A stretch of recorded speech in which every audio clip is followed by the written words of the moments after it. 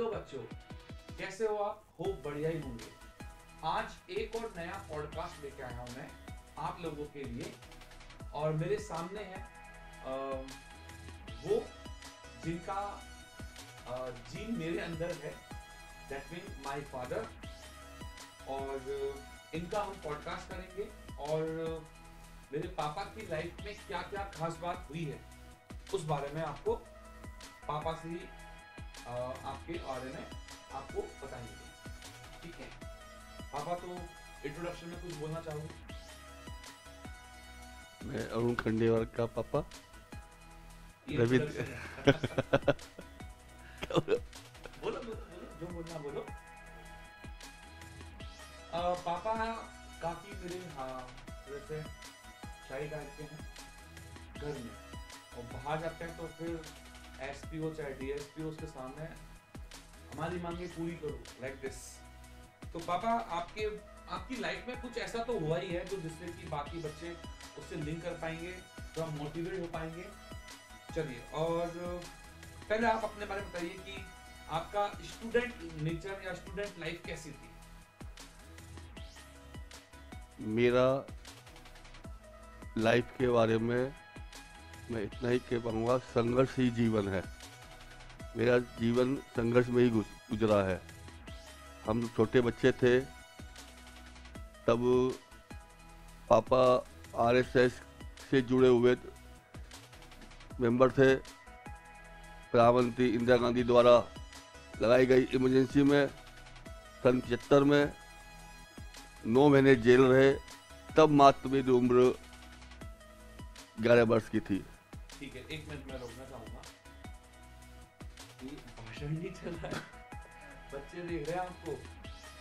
अब आप क्या, मेरी तरफ देखो, आप बिल्कुल रिलैक्स रहो। देखो बच्चों, ये ऐसे व्यक्ति हैं जो बाहर बहुत ज्यादा आउटवर्ड रहते हैं, लेकिन जैसे ही घर के अंदर आते हैं और सामने कैमरा आता है बिल्कुल चेंज हो जाते हैं। आप मेरी तरफ देख के बात करो या फिर कैमरे में वहां देखना, बिल्कुल बीच में। ठीक है, अब मैं जो पूछूंगा वहीं से स्टार्ट करना और बाकी बातों को मत फैलाना। सबसे पहले आदर्श विद्या मंदिर के आप स्टूडेंट रहे हो, एवीएम के, उस बारे में कुछ बताइए। मुझे मुझे मुझे मुझे देखकर बताइए, मेरे साथ क्या चल हुई है। हाँ बताइए, क्या खास बात रही? गंगापुर सिटी आदर्श विद्या मंदिर का उसी साल स्थापना हुई थी और उसी साल में छात्र रहा हूँ विद्यालय का, एवीएम का। मतलब उसका नाम क्या था? गुलकंद देवी। एक डॉक्टर लोहेलाल जी गुप्ता थे, उन्होंने अपनी पत्नी के नाम पर जमीन दान दी थी, इसलिए उसका नाम गुलकंदी देवी लगाकर आदर्श विद्या मंदिर रखा गया। अच्छा, तो गुलकंदी देवी आदर्श विद्या मंदिर ये स्कूल का नाम था। और आप बच्चों को मैं बताना चाहूंगा कि पापा जिस स्कूल से पढ़े हैं उसी स्कूल से मैं भी पढ़ा। पापा आप कितने टाइम पढ़े उस स्कूल में लगभग? मैं कक्षा 2 या 3 से वहाँ पढ़ा हुआ हूँ। 2 या 3 से वहाँ पढ़े हो? 2 या 3 कक्षा से। कब तक? ये 5 तक। 5th तक। हाँ, 5th तक पढ़े हुआ। और मैंने उसमें 10 साल निकाले। उसके बाद मैं गुरुकुल इंद्रप्रस्थ का छात्र रहा हूँ। तो गुरुकुल इंद्रप्रस्थ मतलब दिल्ली के पास। दिल्ली जो गुरुकुल है उसमें भी स्टूडेंट रहे? हाँ, एक साल हाँ, आर्य समाज पद्धति से मैं 1 वर्ष तक गुरुकुल का छात्र रहा हूँ। आर्य समाज पद्धति से, तो उसमें आर्य समाज में ऐसा क्या खास बात थी? आर्य का मतलब श्रेष्ठ समाज होता है। अच्छा, वहाँ संस्कार ही श्रेष्ठ मिलते हैं। ओके, तो मुझे वही संस्कार मेरे आज तक बने हुए हैं, वही संस्कार मेरे बच्चों में है, वही मेरे परिवार में है। तो मुझे बताइए आप कि मैंने जब अपन योगा करने बैठते हैं तो आप बताते हो कि वो अपने हाथों से बिल्कुल फिंगर टच कर लेते हो, तो हाँ, आज भी मैं कर लेता हूँ। वो चीजें वहीं से आई थी क्या? हाँ भाई, योग वही पता वहीं से किया था मैंने। तो मतलब योग उस समय चल रहा है स्कूल में? हाँ, योग तो शुरू से ही है। तो लगभग ये कौन से ईयर की बात होगी? ये में आपका बर्थ है? हाँ, तो ये हो गया आपका 71 72 में योगा स्टार्ट था। आज इंडिया में वो फेमस हुआ है। पापा एक बात तो बताओ, मैंने कुछ पापा के साथ अभी थोड़ी देर पहले बातचीत की थी, तो कुछ पॉइंट्स बने हैं उन्हीं पर डिस्कस कर रहे हैं। ज़्यादा हमने डिस्कशन नहीं किया, मम्मी की तरह। और आरएसएस की शाखा भी ज्वाइन की, बताइए आपने? हाँ, आरएसएस के मेरे पापा शुरू से सदस्य रहे हैं तो मैं जब पैदा हुआ तभी मुझे पापा 6-8 महीने का ही लेके चले गए। और संघ प्रवेश की यदि मेरे पूछा जाएगा तो मैं कहूँगा 6 माह मेरा स्टार्टिंग संघ प्रवेश रहा है। यानी आज मैं 58 साल का हूँ, तो 57 साल मेरी संघ प्रवेश है। 57, मतलब आप, मतलब बाबा ने सोच रखी थी राजा जी ने कि मतलब ये तो एंट्री करते इसको, तो मैं, आप पहले हो तो मेरे पापा अपने दादाजी की पहली संतान है, मतलब फर्स्ट नंबर, और उनके बाद फिर बहुत सारे लोग आए, फैमिली बढ़ती गई। चलिए उनके बारे में बात करेंगे। शुरुआत में घर की स्थिति कैसे थी? घर की स्थिति ज़्यादा ऊंची नहीं कह सकते, फर्स्ट क्लास कह सकते। हाँ, मध्यम परिवार रहा है हमारा। और जो अभी आपने इंट्रोड्यूस भी किया था अपने आप को की गई, उसमें आपका एक पॉइंट निकल के अपने आप ही आ गया, जो कि बहुत बड़ा पॉइंट है, that is being named as emergency. तो इमरजेंसी की 9 मंथ की स्टोरी बताइए आप। वो इमरजेंसी 9 मंथ की स्टोरी क्या है? जब मैं 11 वर्ष का था तब पापा आरएसएस के सदस्य होने के कारण, या कह दो उस समय जनसंघ हुआ करता था, उसके नगर मंत्री होने के नाते वो आंदोलन में नेतृत्व करते हुए जेल में रहे। उस सवाल मेरा दुकान, जो हमारा लोहे का व्यवसाय था, उसको मैंने भी संभाला। मेरे साथ मेरे सहयोग में दादाजी ने भी किया। जो लोहे का बिजनेस था, इसमें अपना लोहे का बिजनेस में क्या खास बात, मतलब क्या बनाते थे, क्या खास? ये मैन्युफैक्चरिंग काम था, जाली जंगले। अच्छा, ये काम था, ये सेक्शन विंडो। लगते होंगे उसमें। हाँ, वर्कर्स करवाते थे, मैं तो खाली बैठता था। ओके, तो ये 9 मंथ की स्टोरी थी। तो आप उस समय कितने साल लगे? 11-12। आप मुझे बताइए, यदि आपके घर का एक बड़ा मेंबर जेल में है 9 महीने, और आप बाहर हो, और आपके नीचे कितने कितने थे बच्चे, और आप छोटे? हाँ, हम कुल 4 भाई बहन हैं। मैं 11 का हुआ तो मेरा छोटा भाई 2 का हुआ, उससे छोटा भाई 7 का हुआ, उससे छोटी बहन 5 साल की हुई। उन सबका के लिए सब्जी ले आने का काम भी मेरे जिम्मे था। मतलब घर की पूरी स्थिति मेरे पास आ गई थी। अच्छा, ये केवल 11 साल में। आपने मुझे एक बार स्टोरी सुनाई थी कि वो साइकिल पर बैठकर वो मेरे, हाँ, वो बच्चों का खेलने वाला खेल था। वो तो स्कूल जाते थे तो स्कूल तो एक ही था। बहन कहती पापा भैया मैं बैठ चलूंगी, भैया कहता मैं बैठ चलूंगा। एक बार हम चारों जने बैठ के गए थे साइकिल पर। अच्छा, तो ये मैं वीडियो में चाहूंगा कि मेरी फैमिली के सारे लोग देखें, और जो भी लोग सुन रहे हैं वो भी देखें कि आप कैसी स्थिति में आ जाते हैं कि एक साइकिल पर 4 लोग। आज यदि मैं इस बात को कंपेयर करूं तो हमारी सब फैमिली सब अलग रहते हैं, अलग इन द सेंस अलग सबका व्यवसाय है। तो उन सब में सबके पास गाड़ियां हैं, बट आप उस इमेजिन को देखिए, उस स्थिति को देखिए, इमेजिन कर सकते हैं एक साइकिल पर 4 भाई बहन, और आज सबके पास अपनी अपनी गाड़ियां। बिल्कुल सही बात है। और आगे बताइए, स्टूडेंट लाइफ में फिर आप शायद सचिन तेंदुलकर की तरह 10th में पढ़ भी हो। हाँ, ये बात सही है कि मेरा ध्यान व्यापार की ओर ज़्यादा लग गया, तो पढ़ाई पर कम ध्यान था। 10th में आते आते मैं फेल हो गया। फिर मैंने इसको एमपी से इंटरमीडिएट कर 12th पास करी। तो उस समय 11th 12th एक ही हुआ था? हाँ, एमपी में होती थी 11th 12th। अच्छा, ओके। तो 10th 11th पास करने का यहाँ 12th में एडमिशन हो जाता करता था। फर्स्ट ईयर में मैं गवर्नमेंट कॉलेज गंगापुर सिटी से फर्स्ट ईयर सेकेंड थर्ड करके बीकॉम फाइनल पास किया मैंने। तो आपने बीकॉम किया गवर्नमेंट स्कूल और गवर्नमेंट कॉलेज से, वो भी गंगापुर सिटी से, ठीक है। और शुरू में से ही आप लोहे के काम में मेरा इसी में इंटरेस्ट रहा, उसमें काम बढ़ाया मैंने। और चलो, ये तो हो गया बचपन की बात है। अब आगे बढ़ते हैं, अब थोड़ा इंटरेस्टिंग होने वाला है। शादी के बारे में बताइए। शादी का थोड़ा सा वो कि मैं मम्मी से तो बात नहीं कर पाता, पापा से तो कर सकता हूँ। शादी का क्या खास सीन, कैसे हुई, क्या रहा? दहेज वहेज बहुत चलता था उसके अंदर, कुछ बताइए इस बारे में। मेरे पापा दहेज विरोधी थे। कई बार मंचों पर घोषणा कर चुके थे कि मैं अपने बच्चे की शादी बगैर दहेज करूंगा।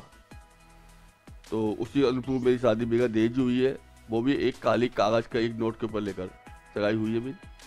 ओके, तो बच्चा ताली बजा रहा है। वो मेरा पोता है। भाई पोता अपने आप अपने हिसाब से कि भाई मेरे दादाजी ने बिना दहेज के शादी कर। चलिए अब ये बात आगे बढ़ाते हैं, और और इसको लेके जाते हैं। ये अभी अपना जो बिजनेस है वो है रेडीमेड गारमेंट्स का। तो ये रेडीमेड गारमेंट्स में कब आना हुआ, कैसे आना हुआ? लोहे का कार्य मैंने शादी के बाद वस्तु जारी रहा। सन 89 में हमने ये रेडीमेड व्यवसाय चालू किया। 88 में हमने एक शोरूम खोल लिया था कपड़े का। 89 में रेडीमेड खोल लिया। तो लोहे पर हमारा ध्यान बंद हो गया क्योंकि वहाँ वेल्डिंग का काम ज़्यादा था।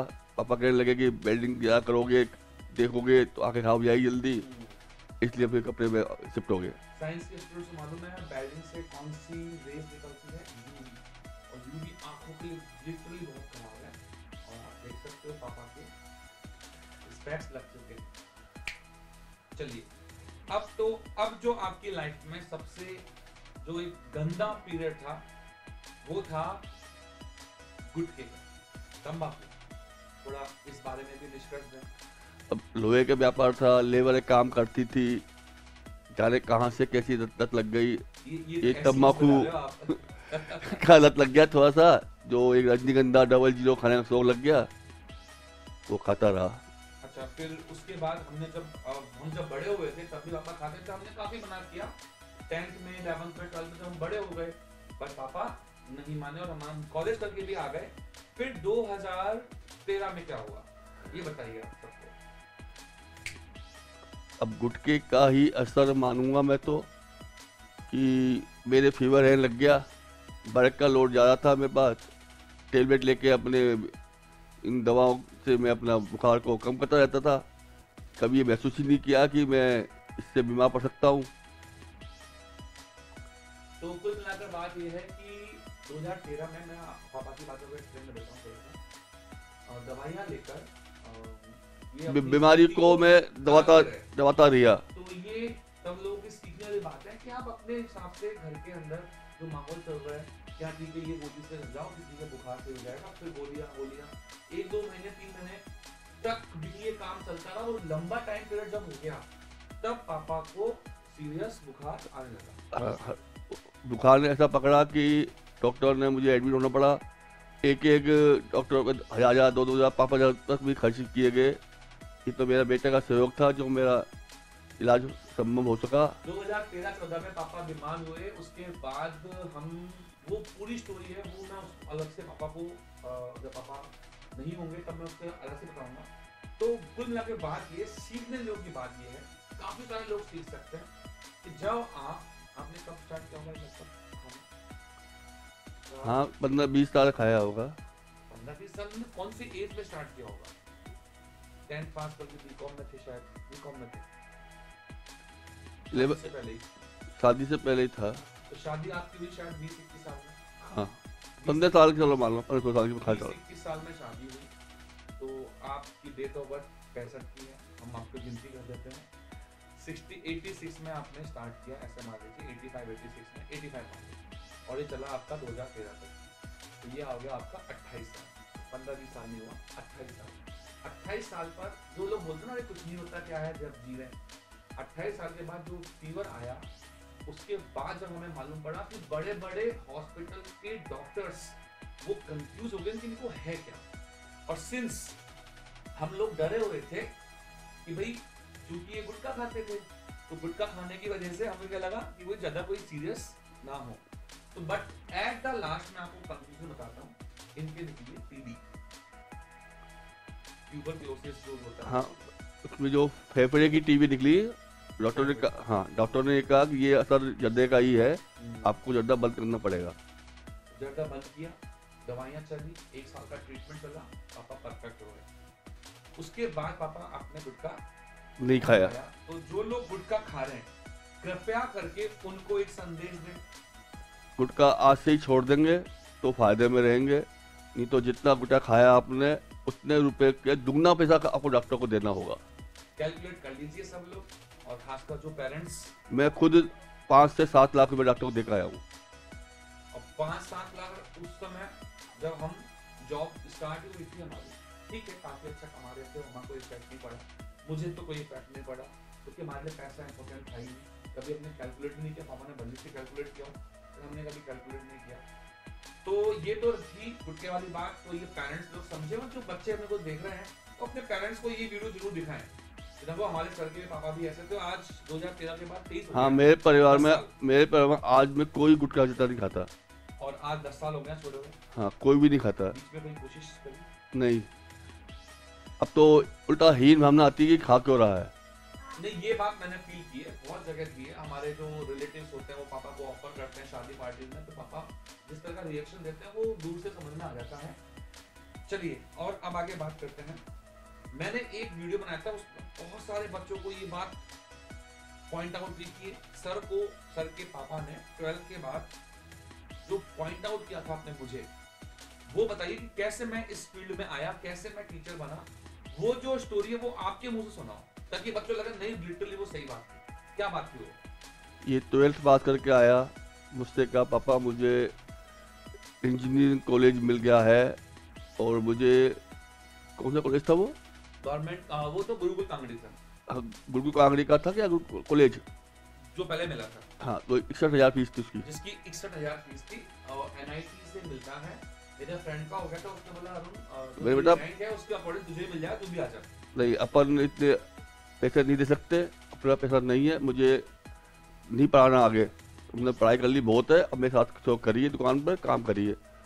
फिर पापा मेरा तो एक कॉलेज और मिल रहा है जिसमें मेरे कुल 20,000 साल का खर्चा आएगा। 17,000 उसकी फीस थी और गवर्नमेंट एडेड सीट थी, गवर्नमेंट कॉलेज, गवर्नमेंट सीट। हाँ। पर इसको मैं 20,000 को पेड़ में उठते हैं क्या? चलो दुकान काम करो। तो पापा मैं कुछ कमा के लाऊं, मैं कमा के लाऊं, जो बड़ा किससे कमाते हैं। ये बात थी। तो ये जो लाइन थी, पापा ने कहा कि कुछ कमा के लाओ, तब मालूम पड़ेगा तुम्हें कैसे कमाए जाते हैं। तो मेरे पास कॉलेज के रिजल्ट, और या फिर ऐसे बोल दो नेक्स्ट रिजल्ट आने वाला था। तो गुरुकुल कांगड़ी का जो रिजल्ट आया था एयर ट्रिपली का, जिसको आज IIT JEE मेन बोलते हैं, वहां से, और अगली जो RPT का रिजल्ट आने वाला था, जिससे गवर्नमेंट कॉलेज मिलता है राजस्थान के, उनके बीच में लगभग 2 महीने का गैप था। तो पापा ने वो बात बोली और फिर मैं लग गया। फिर ये हमारे पड़ोस में एक इंस्टीट्यूट है जहाँ से मैंने 12th भी की थी। 12th भी की थी, ये उसके पास गया, सर पापा ने कहा कुछ कमा के दिखाओ।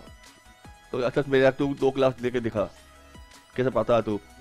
फिर एक मेरे परिचित, उन सर का नाम ले सकते हैं, उन सर का नाम है उमेश जी, और उमेश जी गुरु जी का बहुत बहुत धन्यवाद। वो सर हैं और उन्होंने मुझे पहली बार मौका दिया, क्योंकि पापा से लड़ने के बाद आप मार्केट में जाओगे, बच्चा लोग, ये बहुत मोटिवेशन वाली बात है।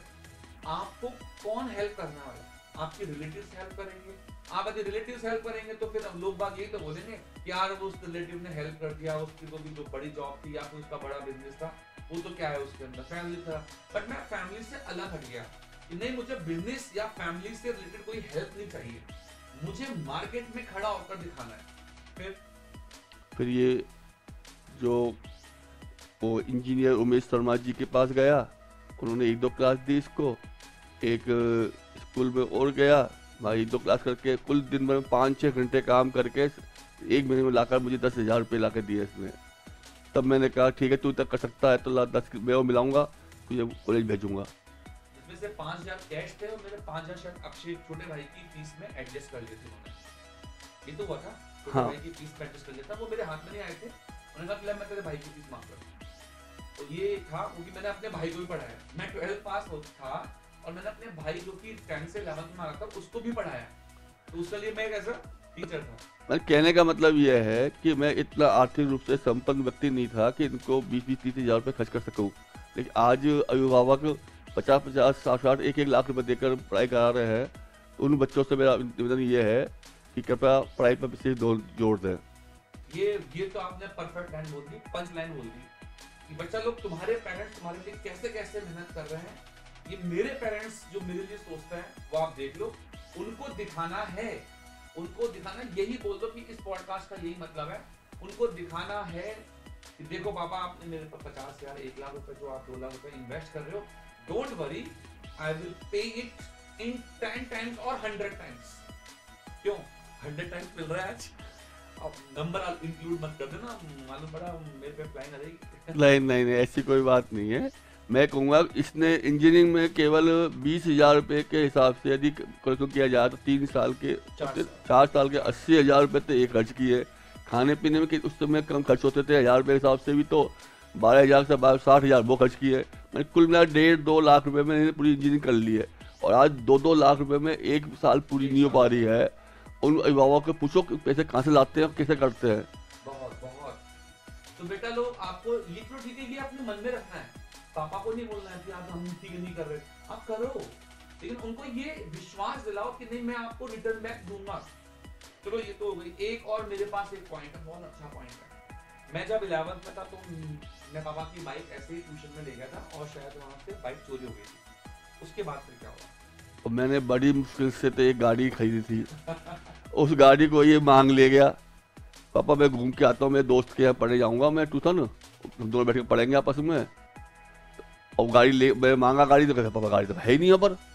मैंने क्या करा, ये गाड़ी गई। मैंने गई तो क्या करे, गई तो गई। तो उसके बाद कितने साल रहे आप स्कूटर पे? 2 साल तक। 2004 में गई थी वो। हाँ 2 साल तक मैंने मोटरसाइकिल खरीद पाया। मैं साइकिल से, मोटरसाइकिल से की बजाय स्कूटर से काम चलाया। चाचा का ही स्कूटर इन्होंने लिया, शायद सेकंड हैंड, थर्ड हैंड बोल दो ऐसे, सेकंड हैंड स्कूटर लिया, उसको सही करवा के फिर चलाया। और फिर शायद 2008-9 में जब अक्षय ने थोड़ा सा बिजनेस में हेल्प किया तब शायद आप। हाँ छोटा बच्चा भी था, वो भी इसके साथ चल रहा था, तो वो भी दुकान पे बैठने को, दोनों बच्चे बैठते थे दुकान पर, सहयोग करते थे। तो मैंने पॉइंट नहीं भूल गया, ये भी सहयोग करता है। ये तो हम आपको कब से खाना खिला रहे हैं? पापा हमको नहीं खिला रहे, हम आपको खिला रहे हैं। कैसे बताओ बच्चे को। नहीं ऐसी बात नहीं है। बच्चे जिस स्कूल से फ्री होते थे दुकान पर बैठते थे, माल भी बेचते थे, माल खरीदने में सहयोग करते थे। तो आज हमारा फैमिली बिजनेस है रेडीमेड गारमेंट्स, और हम भी पापा की तरह, जैसे पापा स्टार्ट हुए थे बचपन में लोहे के काम से, ऐसे ही हमने गारमेंट्स का काम बचपन से सीखा है, देखा है, बेचते हुए देखा है, हेल्प कराई है, खाना देने जाते थे। उसके बाद फिर वही हमारा एक रूटीन था, पापा खाना खाएंगे तभी तो ठीक है, हमने खाना खा लिया पहले, पापा खाना खिलाओ, तो मम्मी हमको भेज देती थी, साइकिल से जाते और देके आते। तो वो हमारा एक इंटरेस्ट बन गया रेडीमेड गारमेंट्स में। चलिए अब बाइक चोरी के बाद, अब देखो बाइक चोरी हो गई हमने, पर मैंने ठीक है मेरे मन में रखा, मैंने बताया नहीं किसी को। आज हमारे पास कोई कमी है, बाइक है, बाइक भी है, 2 बाइक है, एक स्कूटी है। और अभी तक अपन ने कितनी कार रख ली? 1 2 3 कार होती है, 3 कार रह चुकी है हमारे पास। तो अब तुम देख लो कितनी सारी चीजें हमारे पास है। बट वो एक बाइक जब चोरी हुई थी तो कितना पेन होता है पेरेंट्स को। नहीं, ये बच्चों पर निर्भर करता है कि बच्चे किस प्रकार पेरेंट्स को रीपे करते हैं। ठीक है, चलो एक ये बताइए, अक्षय की पढ़ाई कैसे करवाई फिर अपन? अक्षय की पढ़ाई में दुकान का सहयोग तो है ही है, इसके अलावा छोटे बड़े भाई का अरुण का भी सहयोग है ही है। और उसने पहले BCA किया, फिर MCA किया, उसके बाद में 3 साल तक उसने तैयारी की है गवर्नमेंट जॉब की। आज वो इनकम टैक्स में ऑफिसर है। वो अभी आज ही हमारे साथ से, अब जब हम पॉडकास्ट बना रहे हैं थोड़ी देर पहले हमारे साथ में गया, मैंने उसको कहा, तो आप देखिए उसका एक लाइन मुझे बहुत अच्छी लगी। मैंने कहा अक्षय तेरे को ना, मतलब तेरे साथ एक पॉडकास्ट बनाना है, तेरी लाइफ में क्या हुआ। वो अभी 33 एज का है, 32 का हो चुका, मुझे लग रहा है 33 मान लो। 33 एज में इनकम टैक्स ऑफिसर है, एक तरह से इनकम टैक्स ऑफिसर है ऑफिस में, और जयपुर ही है। लेकिन उसने जब मैंने बोला उसको कि मैं तेरे साथ पॉडकास्ट बनाऊंगा और तेरी लाइफ में कैसे ड्रामेटिक चेंज हुए वो बच्चों के साथ शेयर करूं, उसने मुझे मना कर दिया और बोला कि नहीं, अभी नहीं, अभी तो मैं स्टार्ट हुआ हूं, और अभी मैं ऐसी कौन सी पोस्ट करूं, हमको लगता है बहुत बड़ी पोस्ट पर है, लेकिन उसके अंदर नहीं, इनकम टैक्स ऑफिसर कौन सी बड़ी बात है, आगे और बढ़ना है, कुछ बड़ा हो जाएगा, इसका मतलब यही था उसका। हाँ, तब बड़ा हो जाएगा तब और बना लेंगे, अभी तो पापा मम्मी के बना, यही था ना उसका मोटिव। हाँ। तो भाई उसका पॉडकास्ट तो हम नहीं बना पाए, बट मेरा तीसरा पॉडकास्ट मेरे पापा के साथ है। अक्षय की पढ़ाई में थोड़ी थोड़ी हमने हेल्प करी, 2011-12 की बात है। चलिए, और फिर जब 2010 में जब मैं इंजीनियरिंग करके आया, और फिर मैं बोलूंगा जरूर, मैंने वहां पीछे प्लान नहीं किया था। फिर जब आपने रोका कि नहीं पापा मुझे तो वो करना है IES, I want to be, और गेट में क्वालिफाइड हूँ और मुझे इसरो में इंजीनियर बनना है और आगे बढ़ना है, या फिर मुझे IES करनी है, इंडियन इंजीनियरिंग सर्विसेज में जाना है, और मुझे कलेक्टर वाली पोस्ट चाहिए, तब आपने क्या बोला था? 2010 के बाद कॉलेज करने के बाद क्यों रुक जा? वही फाइनेंस की सुविधा कम थी तो इतना- लग गया था, और ये income source number income source ही लाइन लग गया, तो मैं कम में चालू कर लो भैया। उस समय जो मेरी इनकम सोर्स थी वो मैंने बताया था, कंपेयर भी करो आप उसको, तो जो लोग हमारे आईटी सेक्टर में गए थे उनको जो पेमेंट मिल रहा था उससे ज्यादा पेमेंट मुझे मेरे गंगापुर सिटी से मिलने लग गई थी। सिटी में ही मिल रहा था, एक छोटे से इंस्टीट्यूट में छोटे से स्कूल के अंदर मिल रहा था। फिर आज वो स्कूल बहुत बड़ा है ना, तो उन सर का भी धन्यवाद, मैं नाम लेना चाहूंगा उनका भी, दीपक सर हैं, और उन्होंने मुझे अगेन एक ऐसे बोल दीजिए कि आफ्टर इंजीनियरिंग कोई ऐसे मौका नहीं देता, आज भी कोई मौका नहीं देता। उस समय तो ये मान लीजिए कि नहीं, इतनी वर्थ नहीं थी इंजीनियर्स को उस समय कि भाई आप इंजीनियर हो गए, आप क्यों पढ़ाने में आ रहे हैं, आपने ऐसा टैलेंट क्या है, क्या देखा, उनको लगा, उन्होंने देखा और उन्होंने मुझे इंट्रोड्यूस किया क्लास के अंदर। और मुझे अभी तक याद है कि मेरी फर्स्ट स्टूडेंट, पहले बैच की स्टूडेंट जो कि राजस्थान बोर्ड के अंदर, भले सी नीट और जेईई में हम कमाल नहीं कर पाए, लेकिन राजस्थान बोर्ड की फर्स्ट रैंक जरूर लिया है, निधि अग्रवाल। उसका भी मुझे पॉडकास्ट करना है, यदि वो देख रही है तो भाई तैयार है ना, मैं बहुत जल्दी तुझे YouTube लाइव पर लूंगा और फिर हम उनका भी पॉडकास्ट करेंगे। अभी कुछ दिन पहले बात हुई, मुझे बेहद खुशी हुई जब इसने मेरे से कहा कि पापा मेरा फर्स्ट पढ़ाई के अंदर फर्स्ट में ही मेरा ये बच्ची है ना निधि अग्रवाल राजस्थान बोर्ड में फर्स्ट मेरिट में आई है। बहुत ज़्यादा खुशी हुई है कि मेरा बेटा इसी लाइन में लोगों मेहनत करो, मेहनत के पीछे मत हटना, मेहनत करोगे सफलता जरूर मिलेगी। आज सफलता के चरम पर चल रहा है और आगे बढ़े, यही मेरी शुभकामना है इसके साथ में। और एक बात और, जैसे कि मम्मी को हमने स्कूटी गिफ्ट दी थी 2010 में। 2010 में जब मैं इंजीनियर करके आया तो बच्चा लोग देखो क्या होता है, आपने फोकस कर लिया कि मुझे रीपे करना है, आप आए, इट डजंट मैटर कि कौन सी जॉब में आप जा रहे हो। मैंने अपने 3 महीने की शुरुआत की लाइफ में, just 3 months after being college, जो पैसे सेव किए, तुरंत एक पहली स्कूटी मम्मी को गिफ्ट की थी। हाँ, उसने कहा था पापा मेरे से गाड़ी चोरी हुई थी तो आज मेरे इसके बदले में आपको स्कूटी गिफ्ट दे रहा हूँ, वो भी मम्मी के नाम पर। 2003 या 4 बोल दो आप, 3 में, हाँ। 3 के लास्ट में चेंज, वो आप बाहर घूमने गए थे, ठंड की बात थी। 2003 और 2010 7 इयर्स के अंदर मैंने एक तो वो पूरा चुकता किया हिसाब, नहीं आप स्कूटी पकड़ो और फिर आगे और देखते हैं। फिर मैं आगे फिर कोटा के इंस्टीट्यूट में चले गया था, है ना, उसकी भी मैं लगते पॉडकास्ट बनाऊंगा और अपना एक जर्नी जो थी आफ्टर बीइंग कॉलेज वो बनाऊंगा। फिलहाल एक और आप बताइए, पापा की लास्ट पॉइंट है ये, सोशल वर्कर कैसे बनना है आप, ये बताइए आप। नहीं, पापा के सिद्धांतों चलते हुए जनसंघ में, उसके बाद जनता पार्टी, उसके बाद भारतीय जनता पार्टी के नगर के महामंत्री पद पर पापा रहे, उनके साथ आना जाना रहता था, तो स्वाभाविक है गुण तो आने ही है। समाज से सेवा से जुड़े हुए थे, समाज में काम किया, आज स्वयं का समाज खंडेवार समाज में विभिन्न पदों पर रहा, उसके बाद पत्नी को भी उसमें ज्वाइंट किया, उसको भी आगे बढ़ाया, वैश्य समाज में जिला लेवल तक पहुँचाया, उसके बाद में भारतीय जनता पार्टी में नगर अध्यक्ष पर बिठवाया। उससे खुश होकर उसके कार्य प्रणाली को देखते हुए राज्य सरकार के अनुमोदन पर, वसुंधरा राजे सरकार थी उस समय, उन्होंने उसको किशोर बाल न्यायालय के अंदर सदस्य मनोनीत किया। ये भी एक गर्व की बात है, उनकी पढ़ाई लिखाई सब जगह काम आई। तो सोशल वर्क में काफ़ी एक्टिव हैं, रेडीमेड एसोसिएशन में एक्टिव हैं, वैश्य समाज में एक्टिव हैं, खंडेवाल समाज में एक्टिव हैं, बीजेपी में एक्टिव हैं, आरएसएस में एक्टिव हैं, और कुछ भूल गया, और वो गौशाला के अंदर एक्टिव हैं, 2-3 गौशाला में एक्टिव हुआ, 3 गौशाला हैं। तो ये पापा की लाइफ है, सोशल वर्कर भी रहे हैं, सारे पॉइंट्स हो गए हैं। पापा बच्चों को क्या बोलना चाहोगे, बच्चे अपने पेरेंट्स को किस प्रकार से गिफ्ट दे सकते हैं? बच्चों से यही कहना है कि अपने माँ बाप को पिता परमेश्वर की तरह पूजो। उन्होंने आपको 1-1 रुपया किस तरह से आपको दे रहे हैं, उनका सदुपयोग करो।